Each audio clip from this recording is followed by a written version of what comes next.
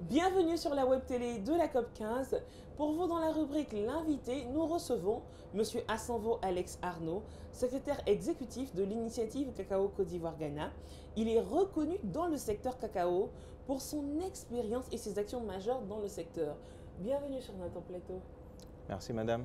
Avec vous, nous allons parler de l'implication justement de l'initiative Cacao Côte d'Ivoire-Ghana à cette convention des parties. Merci beaucoup.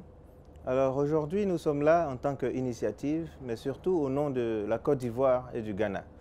Comme vous le savez, pour rappel, la Côte d'Ivoire, il y a quelques années, en 2019, les deux chefs d'État de la Côte d'Ivoire et du Ghana se sont retrouvés ici à Abidjan et ont décidé de joindre les forces des deux pays autour de cette commodité stratégique qui est le cacao.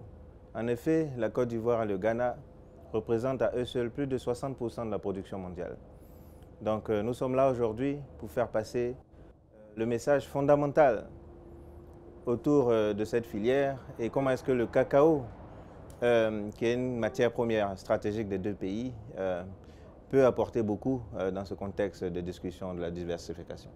Et il serait bien justement pour nous de savoir l'initiative Cacao Côte d'Ivoire-Ghana. Qu'est-ce que c'est exactement? Alors l'initiative Cacao Côte d'Ivoire-Ghana vient du fait que, comme nous l'avons mentionné, plus de 60% de la production mondiale vient de la Côte d'Ivoire et du Ghana. Donc ces deux pays-là, à eux seuls, ont un poids très fort. Mais en même temps, ces deux pays ont une population d'agriculteurs qui vivent sous le seuil de pauvreté.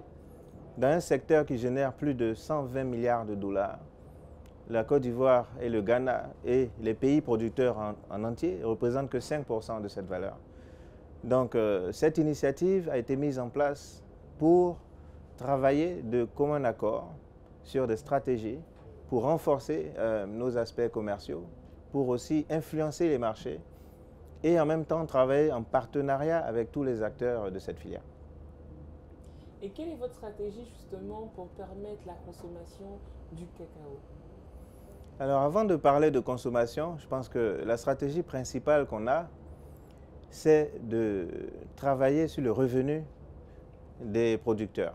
Donc aider les producteurs, comme nous l'avons mentionné, de sortir de la pauvreté. Il faut que le cacao génère de l'argent. Parce qu'au final, en Côte d'Ivoire et le Ghana, c'est des pays producteurs. La consommation reste très faible.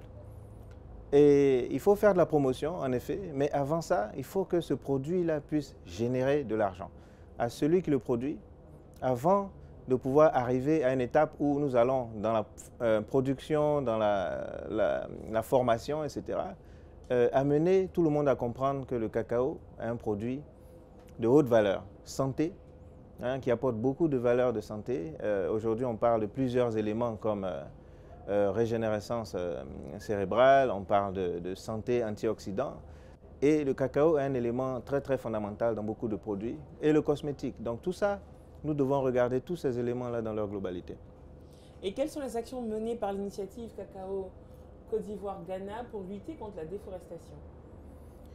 Alors l'initiative en elle-même, c'est une coordination entre les deux pays. Donc aujourd'hui, on a entendu les pays, la Côte d'Ivoire et le Ghana, qui ont mis en place des programmes en partenariat avec plusieurs acteurs autour de la reforestation. Mais aussi, on parle d'agroforesterie. Mais aujourd'hui, un point central de la stratégie de cette COP 15 est l'initiative d'Abidjan, où l'État de Côte d'Ivoire demande à tous les acteurs de se mettre ensemble pour trouver des solutions communes.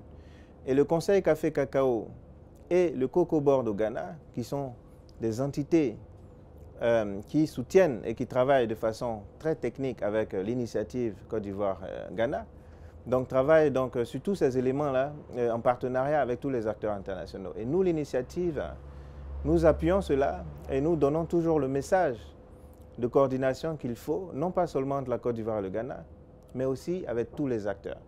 Et tout ça pour revenir sur un seul point, cela demande des investissements. Et on ne peut pas parler de changement de pratique lorsqu'on reste dans un mode où la production de cacao reste une production qui est liée à la pauvreté, pour un produit qui rapporte tant à ce monde. Merci infiniment, c'était un réel plaisir pour nous de vous avoir sur ce plateau. On ne saurait vous laisser partir sans vous demander de nous donner quelques best practices, justement, puisqu'on parle de préservation des sols et de déforestation.